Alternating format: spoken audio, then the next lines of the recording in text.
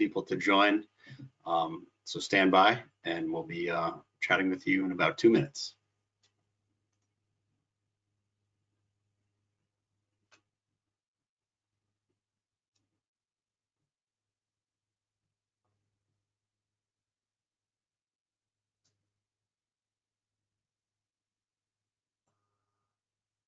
Okay, looks like we've got a few more people joining, which is great.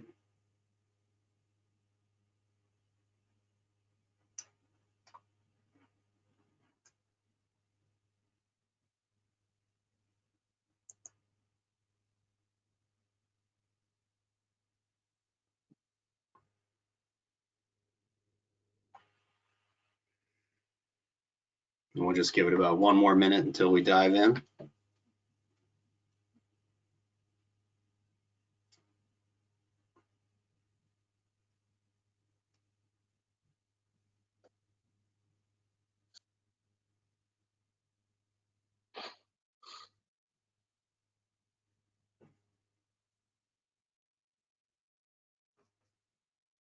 All right, it looks like we've got most of our attendees, so I think we'll kick it off. My name is Peter Lund. I'm here with a few of my peers in the industry, and we're here to talk about cybersecurity strategies for building management. So a topic that we've been pretty excited and are passionate about this year. It's a new area for us, and we see a tremendous opportunity. So with me today, I have some colleagues. First, we'll introduce Barry Coughlin. Hey, Barry. Hi, Pete. Hi, folks. I'm Barry Coughlin. I've spent about 15 years or so working in the building management system area. Before that, I was spent about another 15 years in industrial control, and I was responsible for developing one of the leading building management system platforms. It's installed in about 1 million buildings around the world, and I dealt with cybersecurity challenges throughout that journey, building up that system, and I'd like to share my experiences with you today. That's terrific. Thanks for joining, Barry. Also with me is Jeremy Morgan. Hi, thanks, Pete and Barry. My name is Jeremy Morgan. I have 20 years in IT and OT experience. I've run a major compliance program for a major utility security compliance program around industrial control systems. I've built a cybersecurity services practices for a major OEM, going out and helping customers secure systems, including their building automation systems, chillers and fire systems, and systems like that. And I've also spent the last couple of years being an OT security architect, implementing solutions across multiple industries. That's terrific. Thanks, Jeremy. And for me, so Peter Lund, lead up product management here at Industrial Defender. I was the one who oversaw the Building Defender development, which is what we're going to talk about today. I do have a little bit of building automation in my past, so previously worked for Schneider Electric in their data center infrastructure product, basically doing computer room air conditioning, generators, UPSs for kind of large scale buildings. So a great blend of experience that we'll kind of touch on a bit more as we move forward. So we'll dive right into the agenda. Really, we want to talk about, what is the threat to building systems and buildings overall, potentially what happens to them when something goes wrong, whether it's, an attack or even just a simple misconfiguration that could have been caught by a good set of monitoring tools. That segues very well into how we detect and prevent these things from happening in buildings. And then, a few key takeaways, as well as our specific solution to the building management cybersecurity problem.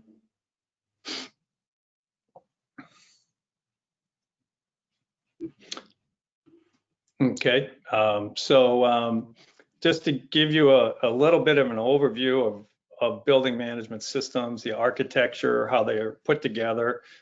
We have a mixed audience today. We have some folks from the facilities world that are probably fairly familiar with building automation systems. And then we have some people coming from IT. And so you've got OT people and IT people. So just to sort of level set for both groups, just a quick overview. So within buildings today, and when we're discussing buildings, these are buildings that are typically 10,000 square meters and above, or 100,000 square feet and above. So these are large buildings. Within large buildings around the world, building management systems are often required by building code. So you cannot occupy a building of that size typically in a modern city or town if there is no building management system up and running. So it's a critical part of a critical infrastructure. And these are large systems. They're networked. With starting at the bottom of this diagram here, you're doing everything from controlling security to HVAC to lighting to elevators and many other systems within building that are mechanical systems that are automated and controlled with the building management system. These devices, these control elements, are connected on networks. Sometimes over Ethernet, sometimes over twisted pair serial connections, and often using protocols such as BACnet, which we'll discuss in a minute. And then those devices, all those devices and mechanical systems are connected to servers and workstations, usually in a central computer room on premise in the building, located in the building. And then all of that information is typically accessible via the cloud. And this is done so that local vendors, service teams, and so forth can monitor the building remotely, because oftentimes you don't have an engineer in the building itself. All of the support is provided externally by a vendor community. So this entire network of controls is visible to the internet and to your vendor community.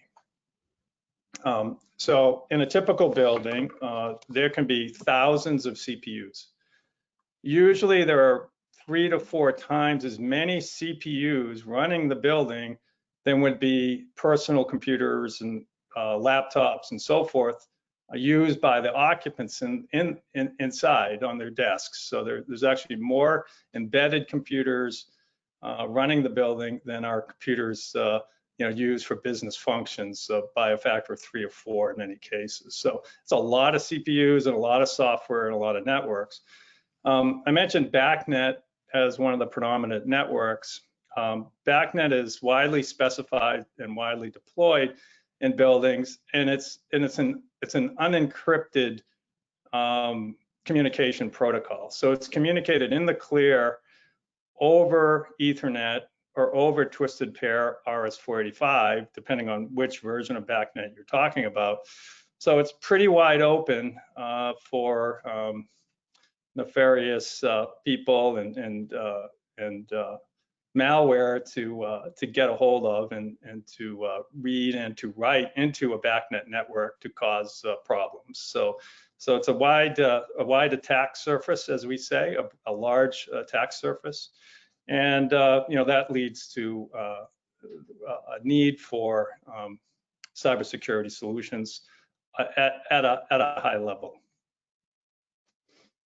Yeah, that's great, Barry. Certainly a lot of parallels with what we've seen in our historical, utilities, oil and gas, and chemical markets. Lots of unsecure protocols being used, and a lot of easy pickings, if you will, for the cyber criminals out there.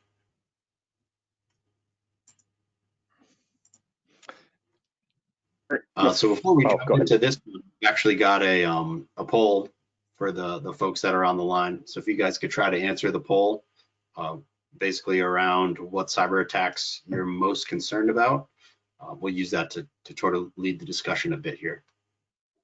So we'll pause just a minute, see if we can get some folks to answer that poll, and we'll take a look at share the results with everyone here.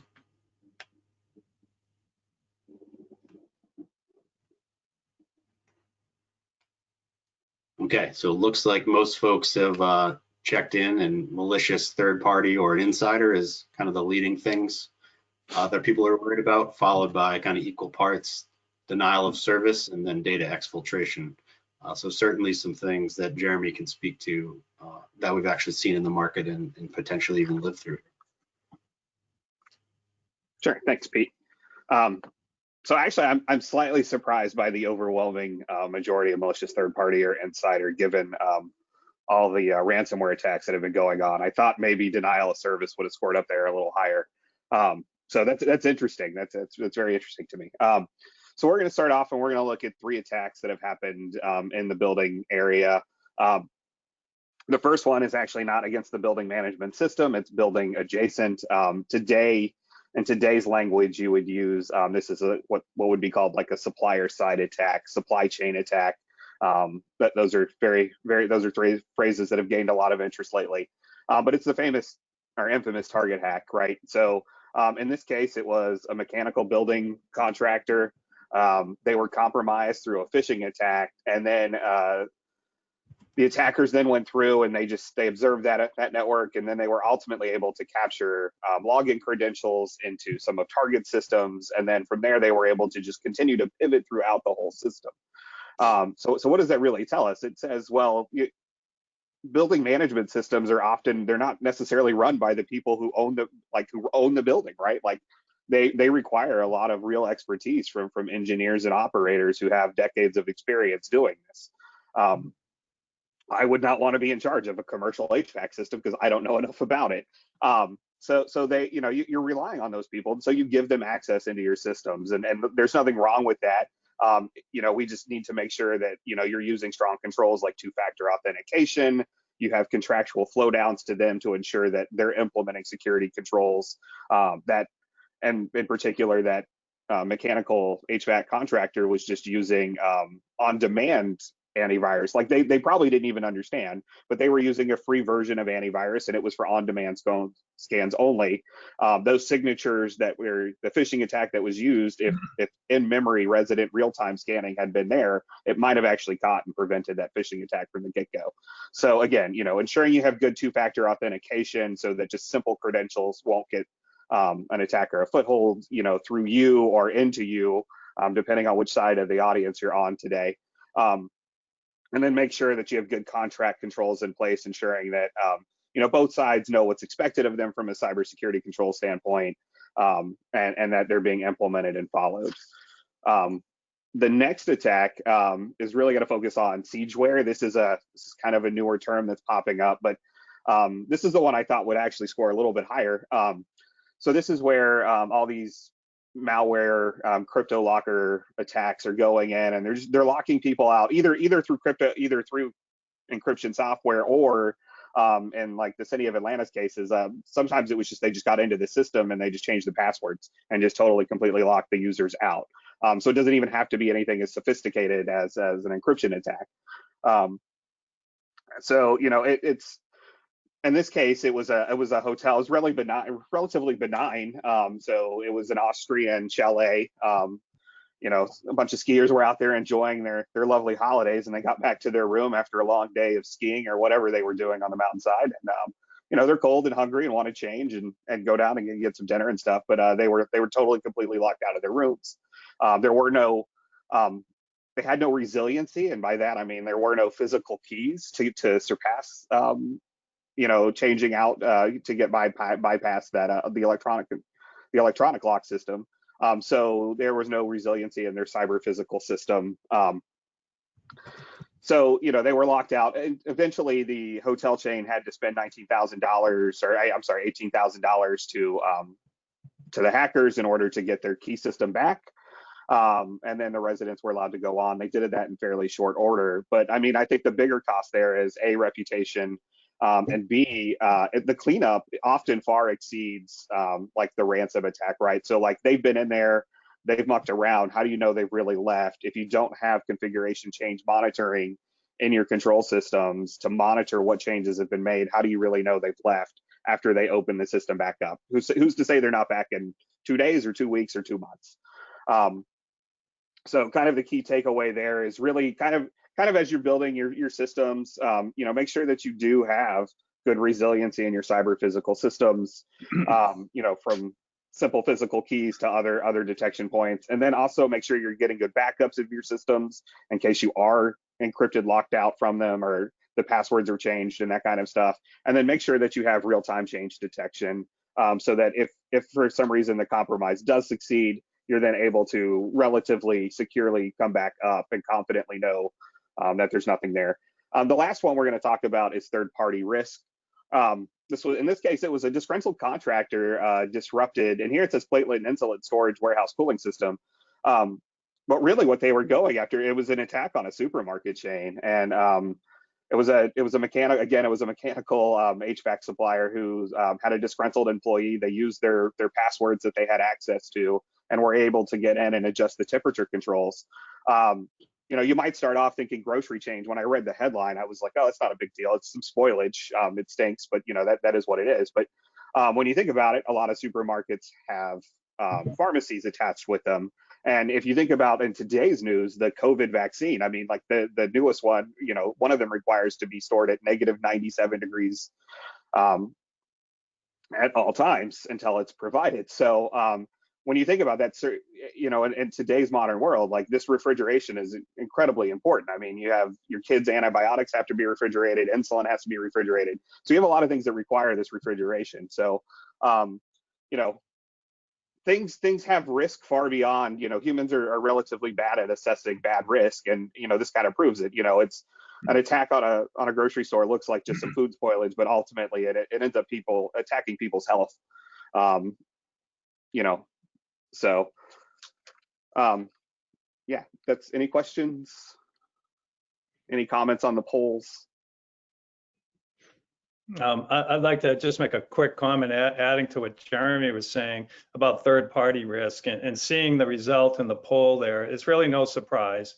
And you know, the nature of buildings, as I mentioned earlier, is that you often don't have an engineer on premise in a building, in a supermarket or in a office building.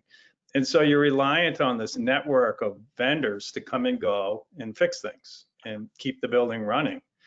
And, you know, there's so much of this in the world that unfortunately, statistics as they are, you can either have somebody who has bad intent or who has their laptop that they're off surfing the internet every night and doing who knows what. And then they take their laptop to work in the morning and they connect it to the building management system and inject whatever they picked up on the internet into the control system. So yeah, this concern with third-party maintenance is a real challenge, and I think the customers that have buildings are very open to this, very vulnerable to this. Yeah, well, to kind of back that up with some facts, Barry, I was doing some research, and buildingsys.net actually runs kind of like a monthly observation of Shodan. For those of you who don't know, Shodan is a web crawling engine that goes out and looks for open ports and services across the entire internet. Buildingsystem.net actually goes and manually digs every month statistics out related specifically to BACnet. And in July 2020, this is after years of knowledge of this going on, right? So in July of 2020, 22,000 hosts on port 47808, which is a common BACnet port, were found exposed, and of those, 13,000 were confirmed to be BACnet devices. So, you know, and these are open on the internet, and many of them are probably still running default credentials. So it just kind of goes to that standpoint right there. Yeah. Yeah, and they're open because the maintenance person is working from home and they're trying to help the customer, and you know, then they forget to secure it after they go, or they're just lazy, and there you go.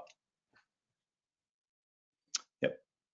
Yeah, so definitely, I know some of our first customer opportunities have come related to the third party, just visibility. You know, their contractor was there, they were supposed to update, you know, a bunch of building controllers that got a bill for it. They don't really even have a way to know if the updates were done or if anything was changed. I mean, it's just a real big visibility problem, and that's something that we solve pretty well. So I'm going to move to the next one. So we started to touch on some of the consequences, but this really first struck me when I was at Black Hat maybe 2 years ago. and I saw some security researchers fly a drone, up to a building, beautiful glass building in Israel. I think it had one of my former employers' names on it. I will leave them untold. But they basically flew the drone up to the building. They were able to get in through the lighting control system, and they started, flashing the lights. And looking at that, I started to scratch my head, saying, "Okay, we're monitoring all this stuff for utilities. I'm pretty sure that's, same vendors, same controllers, same basic problem. And what if those guys got, deeper than the lights? What if they got to the HVAC system and shut it off, or the fire suppression system, or got to the UPS and generator system that back up the data center? You can, bring the system down. You could potentially cause permanent damage to the elevator. My brain really started to spiral, and that was kind of the genesis here of some of the building defender bits. But certainly, I'm sure Barry and Jeremy have some horror stories, maybe some real horror stories around things that have gone wrong. Yeah, well, when you talk about large expense to reprogram or replace affected equipment, I used to work in the services group for a large OEM. I know our bills. Customers often complained about the expense of our bills when we had to come out and do service every year. A typical weekly service call was probably on the order of $20,000 or so, and that per week per employee. So it adds up really quick when you think about it. And then back at S4 a couple years ago, there was one of the employees who was part of the Triton attack in the Middle East around an oil and gas system. He said the expense, like the initial upfront and the loss of operations and all that stuff added up. But he said what really surprised him was what it takes to get an incident response team, a cybersecurity incident response experts out on emergency calls. Like, that is not inexpensive in any way, shape, or form. The amount of extra time they were down due to just trying to root out the attackers and stuff like that. He said those are just unexpected things that were there that he didn't understand until he actually went through it. And it was far more significant expense to just kind of recover from it than anything they had been budgeting for to prevent it. So yeah. No, these are real things, and I know in my situation, I remember a customer coming in, meeting with us, was in a panic because their building automation system was used as the honeypot, the leaping off point to launch attacks into their enterprise, into their business. And this was a large bank. And this guy was just beside himself. And he's like, we didn't know. And we reviewed their configuration, and they had everything on VLANs, but they had users that were swapping their computers back and forth between the control system and the BMS. And so something came in through the BMS and wound up in the enterprise, and he was quite embarrassed, and it wasn't good, and it wasn't good for him or his career, and the organization he worked for. So this stuff is happening all the time, and I think part of the issue is that when you go into buildings, you have a very mixed group of people. So you have IT specialists, you have the OT people, meaning like the facility managers. You often have a landlord who owns the building and has the backbone building management system. Then you have separate tenants on every floor. And so you take this mix of people, and suddenly the ownership for security begins to fall through the cracks, because who owns it? Yeah. And so I think it creates this environment where you have some very serious consequences, but not a lot of ownership. And so I think it's incumbent to be very systematic in how you mitigate and prevent problems before they occur. Yeah, some great points there. And then, with Target, brand reputation, stock price impacts, it gets very to some of the intangibles that you can't get back, Grant. Yeah. That's some great conversation there, guys.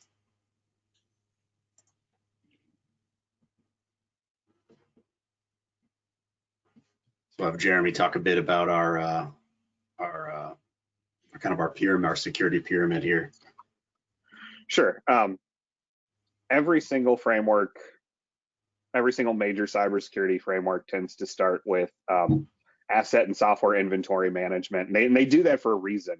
If you look at a lot of the modern research out there, if you look at the Mitre attack framework, which is fast becoming kind of the de facto standard for defenders to understand how attackers think and how they're managing their attacks and what techniques they're using. If you look at what they're doing in that framework, they also talk about detection methods, and in there things like file integrity management and strong configuration automated configuration management detection tools are the leading indicators that help both prevent and detect attacks as early as possible in what's called the attack kill chain.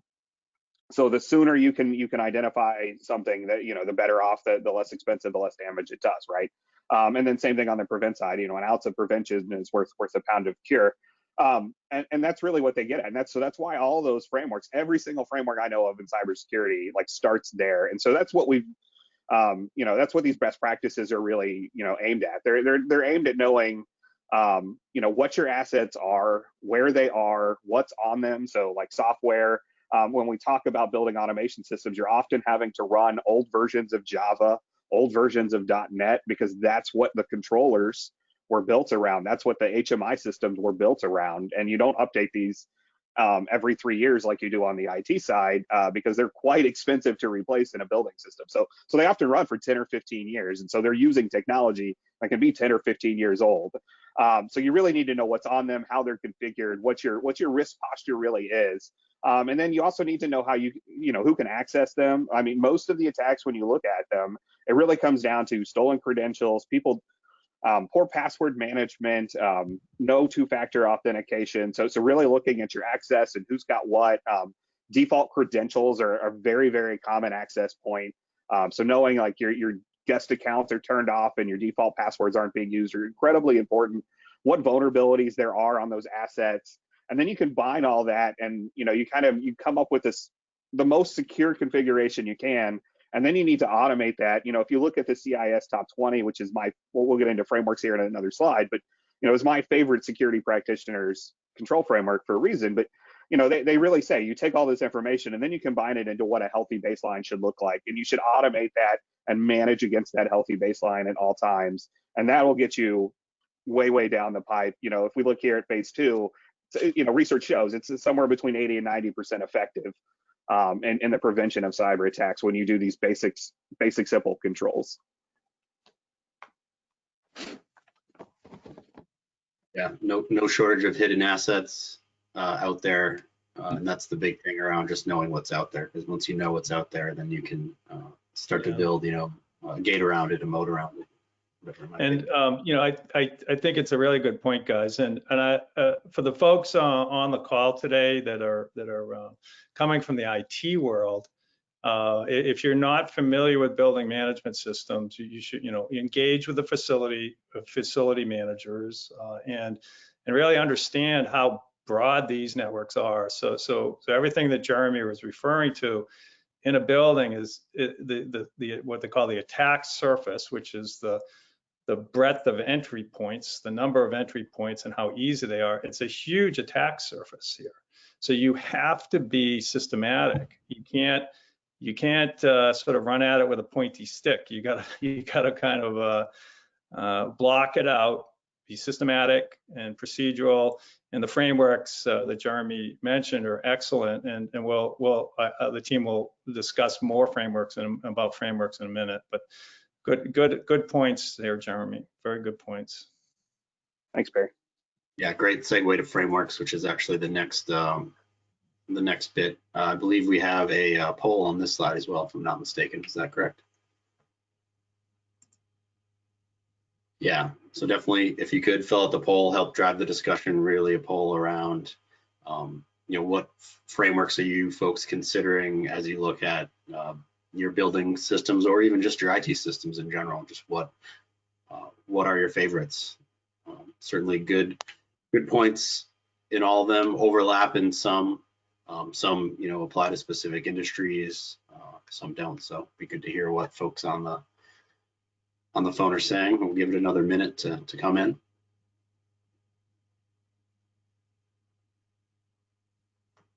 It looks like the ISO set of standards are kind of coming in with half the respondents, and then a quick tie in second with the NIST cybersecurity framework and the CIS controls, and then kind of ISA lagging behind.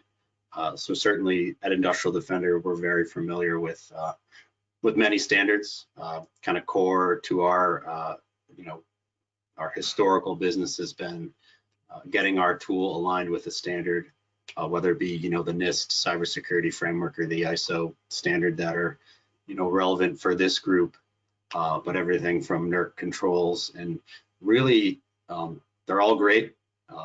If you as an organization are picking something and aligning to it, you're miles ahead of someone who is, got their head in the sand and just trying to put out some tools or getting your hands around it. But really the standards have at their core the need to understand your assets. So back to the kind of last slide, what are your assets? What are they doing? And then you can start to make intelligent choices around where your holes are. You can even find your holes. We'll have others from the group talk a bit about standards. I know Barry, in his years, has worked with ASHRAE, and they have some thoughts on standards as well. The terrific progress on the standards front in the last 4 years, 5 years or so. And it's great to see in the poll here that the people are adopting and putting these into practice. I think it's maybe less important that which exact one you're going with, as long as you're being diligent and systematic about what you're doing here. And I would also say, I think the vendor community, at least I know on the platform that I worked on, we became quite good at putting out a platform that was conformant if it was properly installed.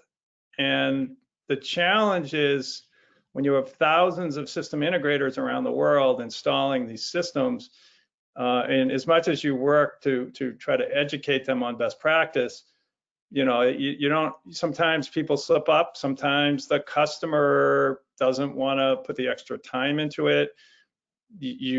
Sometimes you install it correctly to begin with, and then it falls into disrepair over time. And I think the modern systems have the potential, the systems that have been put into the market in the last few years have the potential to be very secure, as Jeremy said. But as Peter was pointing out, there's a lot of building automation systems installed in the world that are 15 years old, 20 years old, even 30 years old. Those are difficult to secure regardless of which standard you're using, but we'll come to that in a minute. But I think the point is to be following a standard, maybe one or two, depending on what problems you're trying to solve, and to have automation software in place that helps you to do this in a way that's systematic and not ad hoc. So you're doing it as part of your regular working procedures in your organization, working between OT, IT, tenant, and building owner, working as a team to make sure you're following the process closely. I think that's the big important thing here. It's not a one and done. It's a kind of continuous journey, and that you have to keep up with it. Yeah. It's, these are security management frameworks, and I think the key word there is management, right? Like management is not something that is one and done. It's something that it's a process that you need to have measurements for. You need to constantly evaluate yourself against those measurements to build a real program and to understand where you need to improve and where you're doing success, where you are having successes. And Barry, you said it right. Like, it doesn't matter which of these frameworks you pick, which one you're required to follow by law. They all overlap to a great extent. But pick one and, set those standards and adopt them, within the core of your business, and really kind of push them down, and then find ways to monitor and measure them, in effective ways, right? So, the more you can automate, the better. That's one of the things I like about the CIS control framework is it starts off with simple manual tasks. But as you look through the implementation goals, they kind of push you towards automation because it's hard to keep up with spreadsheets of thousands of assets, right? You really need something to go out there and kind of pull that data in near real time and then store it in some kind of database that makes it easy for reporting. And that's where you'll be most successful. So. Yeah, and much quicker to answer the difficult questions when you get them. Saying, you read something in the news about a Siemens building controller that has a vulnerability. Well, I know I have Siemens. I don't know if I have that one. Is it that version? And is that feature enabled? Do I have that module? And you start going through your spreadsheets, and you're like, well, we refreshed that environment. I don't know if that's what we really have, and we've got something temporary going over here, and your spreadsheets become very manageable, and you give up and you end up having to drive to the facility or fly to the facility or call someone who, doesn't know where all these things are, and you're, on the phone with a flashlight, go to this panel, look for the blinky lights. Is it doing this? Oh, you can't read it. Turn it around, unmount it. All the crazy things you have to do to actually figure out what your inventory is when you have an instrument. We had one customer one time come to us and they told us they spent $300,000 investigating one CVE in their environment because it took that much time and effort and specialists to come in and help them unwind what they had, what versions they had, take all that inventory, put it in a one-time spreadsheet, and that was several $100,000 for one answer for one time, right? And it doesn't live. So Yeah. No, and as soon as you have that spreadsheet done, it's obsolete. It's the attacks are there's new attacks being launched by hackers, and so exploiting new vulnerabilities, and so it's a very dynamic environment, and that's why it's always a work in progress. Yeah, well, and CISA and DHS both recognize building automation systems as critical infrastructure. I mean, they get pinged on ICS certain stuff. So, and there is a real estate ISAC out there for a reason because these are critical targets. So, yeah, that's great. So we started to touch on some parts of what a solution might look like. Here's certainly what we have kind of laid forth as what we think is good. There are lots of solutions out there. You might say antivirus is good enough. Well, it certainly stops and prevents threats. That's if you have it installed or your vendor supports it, or if it's an embedded device, you don't really have much of a chance with antivirus there. You might be relying on your firewalls, which are great, but those can be compromised. Those have holes, and it doesn't necessarily help you when some attacker happens to walk in and use a USB stick to either nefariously or accidentally do an update, which then starts beaconing outbound. So definitely we talk about a defense in depth type approach where you definitely need all those things. There's a lot of high level asset visibility tools that will show you the basics of who's out there and maybe what protocol they're using, but they won't go to the depth that you need. I think we had another poll on this one, kind of helping shape the discussion around who's responsible for BMS security in your specific organization. Is it, is there a dedicated facilities team? Does it, spill into IT? Is there really no one? And then kind of what features do folks value here in this space? Like, what are you most concerned about, and what can most help you be effective in solving some of these challenges?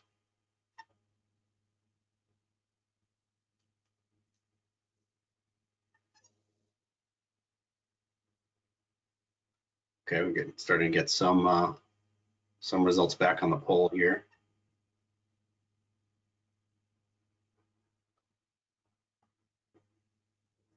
Looks like right now it's a pretty even split between facilities and IT, but we'll just give it another minute to see where we shake out. It's actually getting even closer.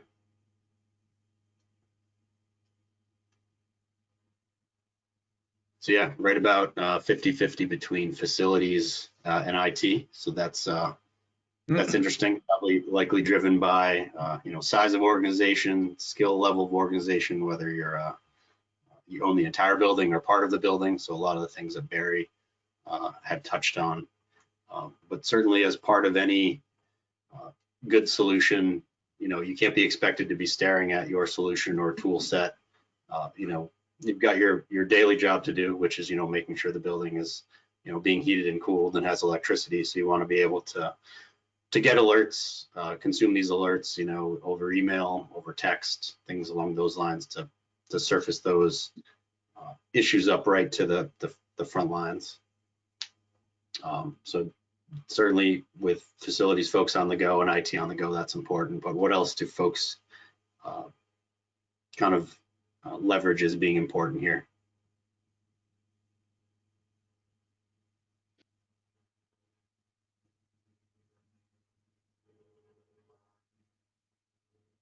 Okay, looks like things like APIs and connectivity to other applications is very important, and that's something that we see across all markets that we service, which is great.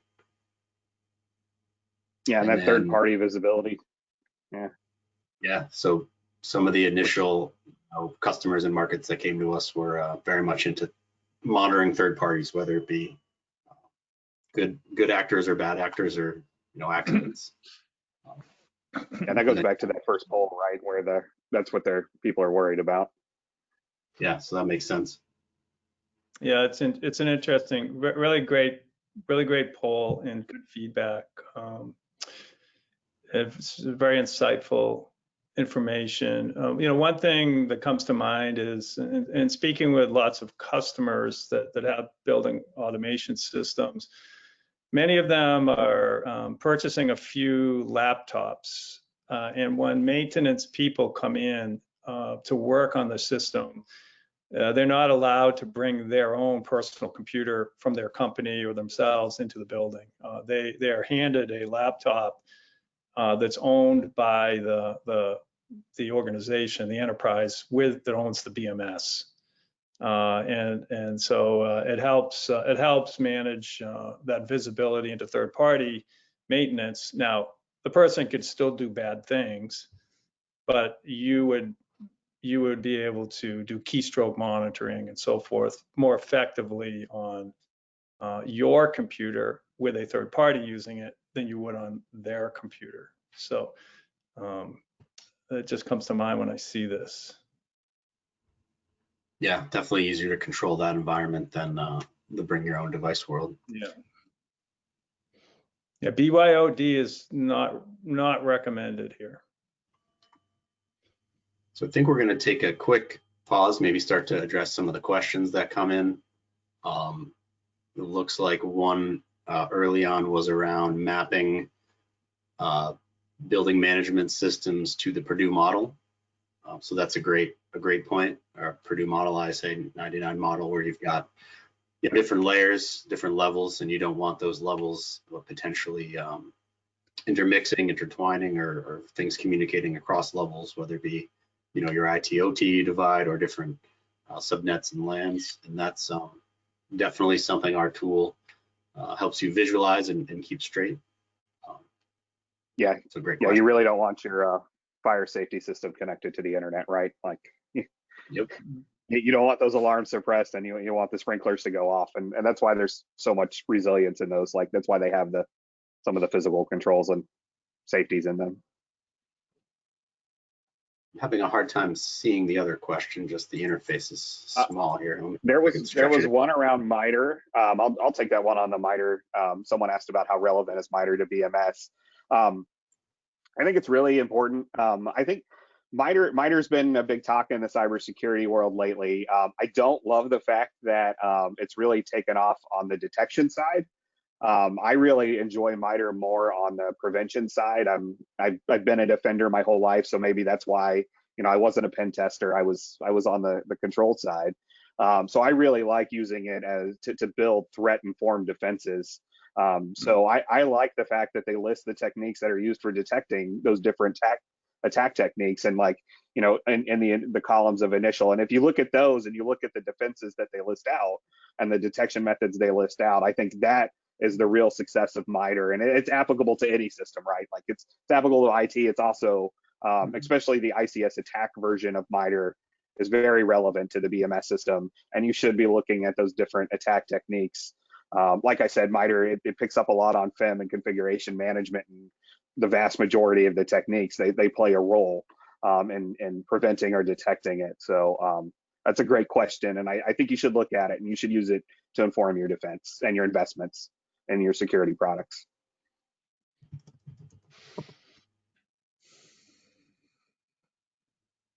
And then someone asked, are people using corporate PAM systems to manage third parties? That's a good question. I think I usually see, PAM, well, is that physical access or?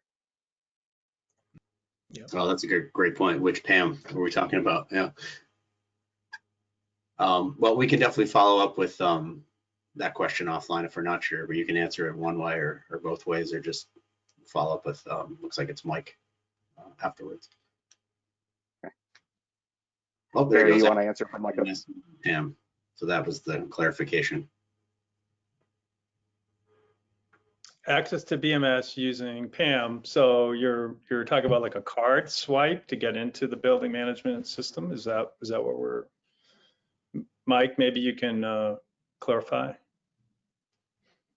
Oh, access to BMS. Yeah.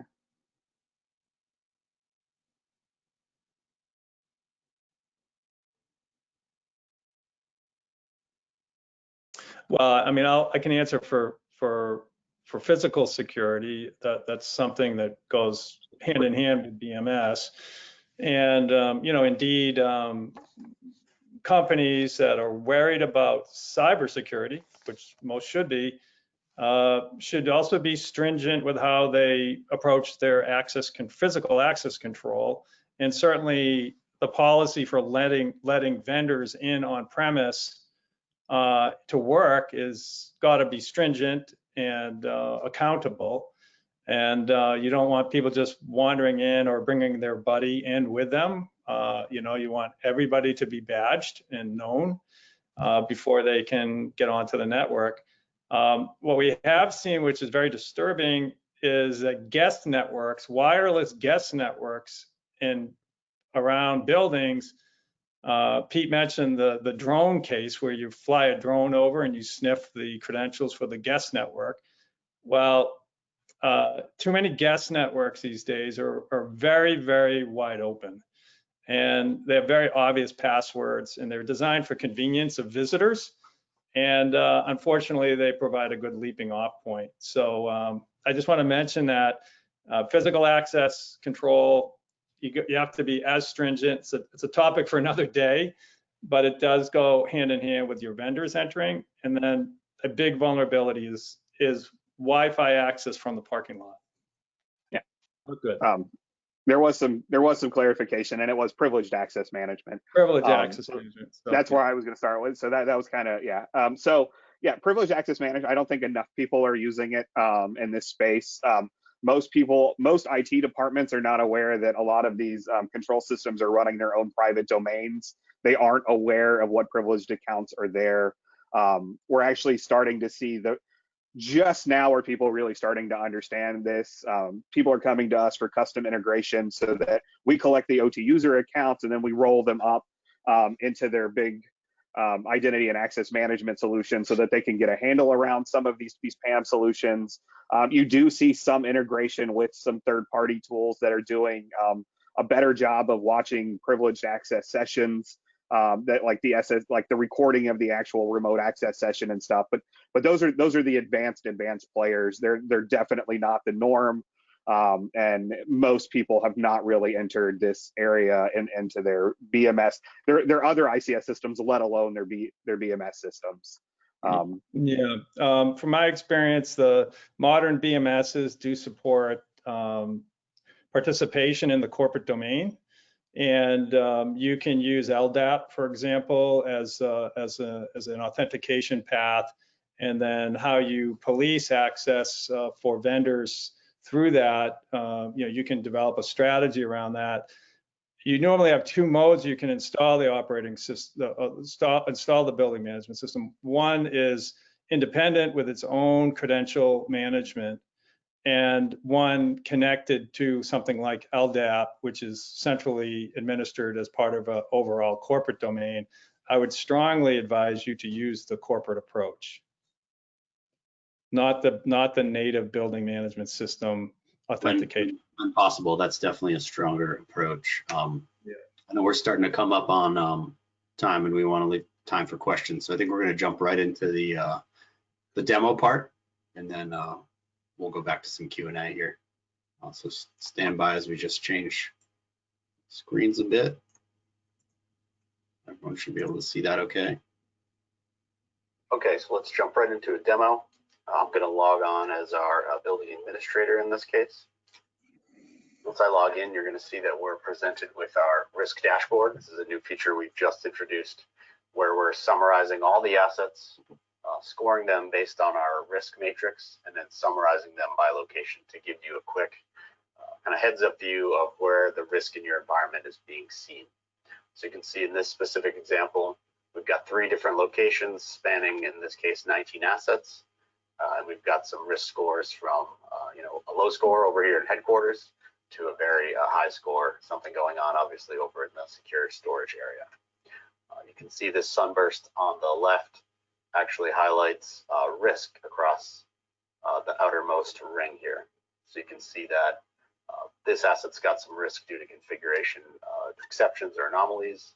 It's got some unreviewed security events, some baselines. We're in good shape with our baselines there. We've actually got a high ranking CVE on this asset. So as we kind of roll across, we'll see that there's no ICS bulletins for this asset. It's healthy, it's reachable. It's got no security events to be worried about. And we'll basically do this for all the assets. So in this specific location, we've got 4 assets with varying risk.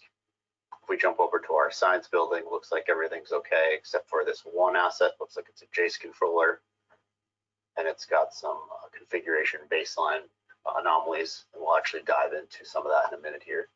You can see over at headquarters, everything is okay. So let's dive into one of the assets showing risk, specifically this one over in our secure storage area. And we'll basically drill you through into how we're calculating that risk, and then what we call some analytics about the asset. So you can see it's in a group of other BMS assets, and we're immediately starting to look at some of the collected data. So you can see that this asset, when we look at its peers, it's doing well, but it seems to have a lot more open ports and services, less firewall rules, and more users configured. So that's potentially areas for risk. You can see as far as software trends go, it's about trending with the group. It seems like it's probably getting its patches. Maybe it was offline for a few days, didn't report any data there. No software baseline deviations, which is good. You can see that it's trending in events, where we've got a spike in events specifically that occurred a few days ago. So that's something we're going to want to dig into. And from a baseline perspective, this is where we're taking some machine learning and determining what's normal for an asset or a group of assets. And you can see that the group norm is much, much higher. We saw some evidence on that on the few panes back there as well. If we finish off, you can see that we're actually showing you how your risk is being calculated. In the back end, we actually give you the ability to change and modify these settings, meet your own specific company's needs or risk lens. So we also saw some interesting risk behavior over in the science building, specifically on that JACE controller. So I'm actually going to, if we head over to our asset administration function, we'll be able to actually go look at all the assets that are in that sciences building. And when I drill through on that JACE controller, I can see that it looks like a few days ago, someone had actually upgraded the firmware on that. Also moving it up to Tritium version 4.9. I know that's a version that actually closed some vulnerabilities. So that's good. I knew the vendor was there actually doing that maintenance, and they told me that they're going to do that, but now I have ASM telling me definitively, based on understanding of the BACnet protocol, what is updated, which actually dovetails nicely into vulnerability monitoring. I actually have another Jace controller that they're due to upgrade in a different building. And with our vulnerability monitoring view, we can actually see that we have an older version of Tritium running here. And we'll actually bring you through to the vulnerability details. You can drill through and you can see it's a fairly low rated vulnerability, but it is concerning, specifically because it has an outstanding ICS security bulletin with it. So these are all part of the vulnerability monitoring feeds that we're monitoring for our customers. And if you actually look at that vulnerability feed bulletin, what actually tell you, click through the details, and ASM will actually go into actually showing you and providing you that bulletin right in context, which is great. Another core component of ASM related to both of these items is the ability to accurately report on these assets in your environment. So not only reporting just from a generic inventory standpoint, but also reporting to align with specific standard, whether it be the NIST standard, the CIS 20 standard. All of these things are built into ASM, so you can quickly and easily provide reporting to management, inventory teams, or even IT teams that are asking you about inventory vulnerabilities, things along those lines. So you can see as we drill through the menu, let's say you're worried about the NIST cybersecurity framework. Specifically, you're being asked, what does your software inventory look like across your specific building environment? So you can actually drill on this report, gather up all the data for your assets that you've tagged as BMS. Maybe you want all the locations, maybe you just want the science building based on the query you may be being asked. And we'll just do them all so you can get a look at what the software titles look like across the board. And ASM will give you the ability to report on this today, or if you want to go back as far as data you've ever collected in the system. So let's say we wanted to go back, maybe just a few days. You then can click on the report. You can view it obviously in real time on the screen here as we're doing so. These reports are also schedulable, emailable. So you can see we've collected some data from Windows. We've collected some data on the Fortinet infrastructure that's powering the demo, some Linux titles, quite a few Linux titles in this environment. If we head to the second page, we'll see some of those Jace controllers and the software versions that they've actually reported. So very nice report that can easily be summed up in many different formats, in many different ways. Another quick feature to end on quickly as part of the demo is our NetFlow analytics application. So this comes with our IDS sensor as well as our deep packet inspection sensor, one and the same.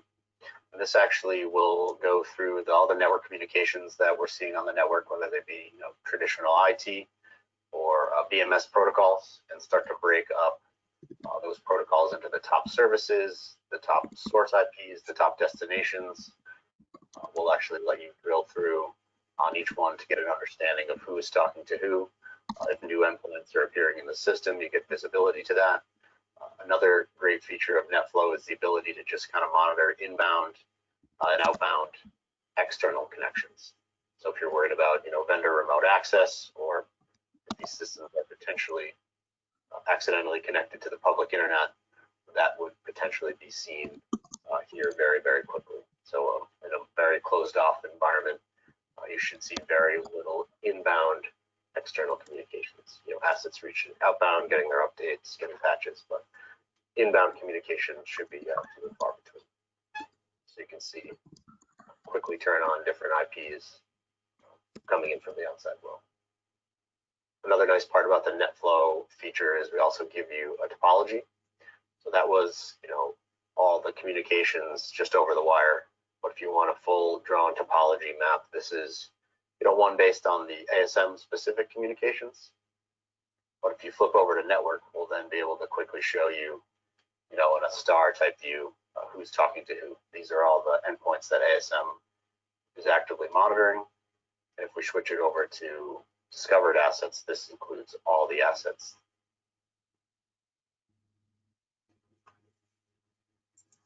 Okay, folks, that was the end of the demo and the kind of prepared introduction to the solution. We'll pause for any final questions that we might have from the group before we kind of break. So thanks for everyone's time, and we'll do any remaining questions if any popped in during the demo.